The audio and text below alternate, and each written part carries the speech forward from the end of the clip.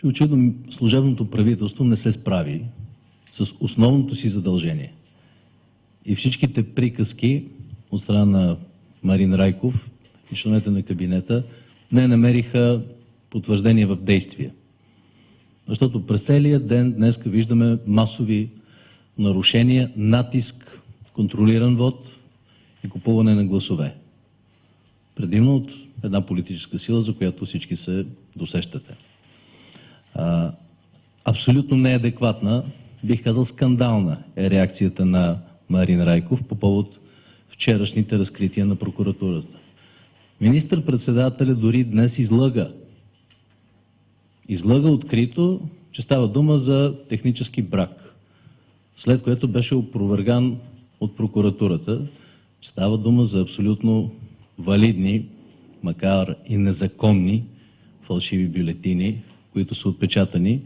И както вече знаете, имаме достатъчно основания и сигнали да смятаме, че това е само една част от тези бюлетини, които са заловени.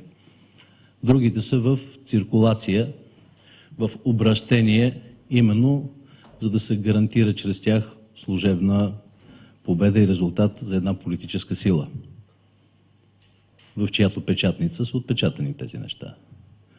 И всички приказки на бившия премиер Борисов са абсолютно неадекватни и бягане от истината. За съжаление, нито Марин Райков, нито Бойко Борисов осъдиха този заговор срещу демокрацията и срещу основното право на гражданите като суверен в Република България да гласуват свободно, да няма фалшификации, честно да бъдат преброени техните гласове. И това издава много неща, както и синхрона между техните изказвания.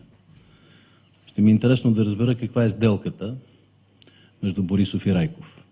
Но това ще стане ясно след изборите. Искам да кажа обаче следното.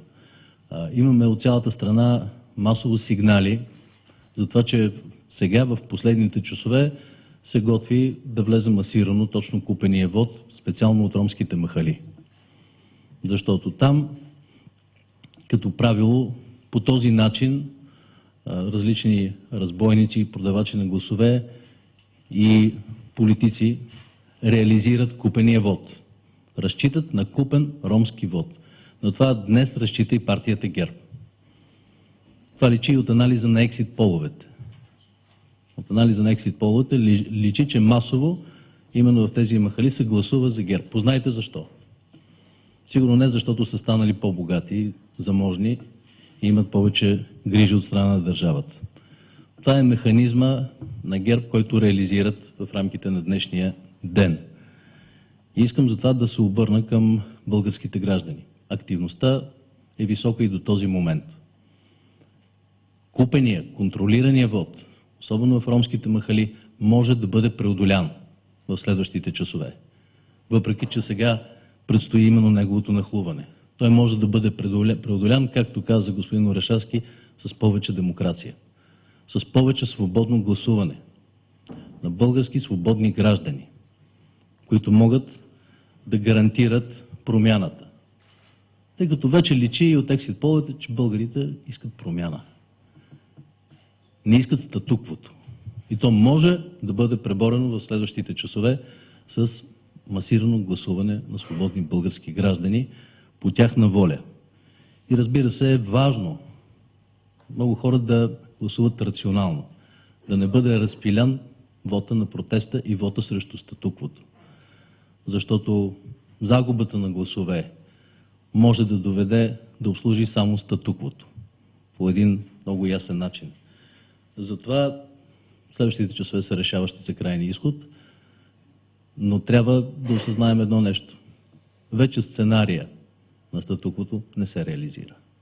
Деформациите на демокрацията винаги се лекуват с повече демокрация, а в случая едно масово гласуване би предотвратило и би минимализирало изкривения и деформиран вод, за който става въпрос до тук.